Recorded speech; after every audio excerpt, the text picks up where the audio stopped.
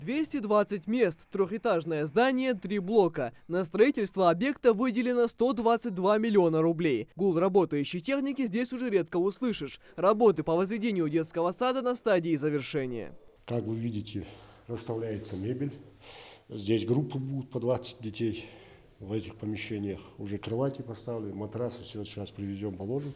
Единственное, осталось на улице, прилегающей территории благоустройства, несколько бордюров поставить, и завтра положат асфальт, и 2 тротуара сделают.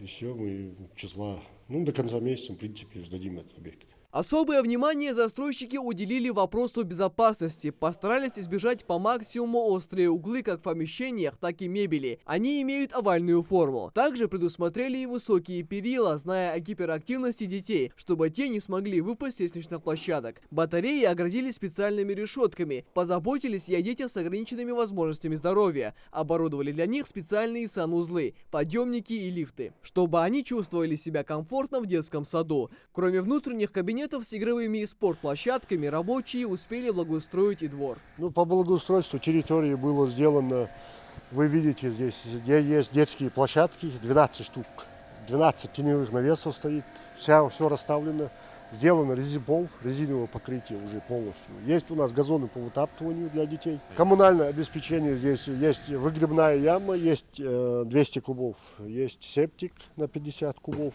Они разделенные между собой, отдельно они находятся. Канализация выходит через подвальное помещение. Газон обещают сделать ровным и безопасным, ведь дети любят возиться с землей. А осенью здесь планируют посадить еще и деревья. Сейчас рано, они просто высохнут. А в сентябре детский сад примет своих первых воспитанников. Проблемы в садике, там 2500 сберховича, очередь шамугал, садики берхашначала, калнахиц, агулк, хамугдал, шекуахажи, шиболгуди, фонадой.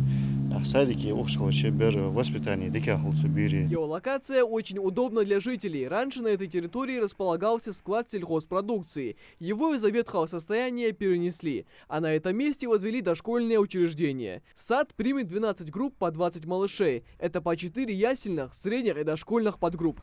Такое разделение дает возможность воспитателям уделять обучению каждого ребенка как можно больше времени и внимания. Родители, отдавая своих детей в такое дошкольное учреждение, могут быть за них спокойны. Михаил Тангиев, Адам Гулоев, Магомед Дидигов. Новости 24.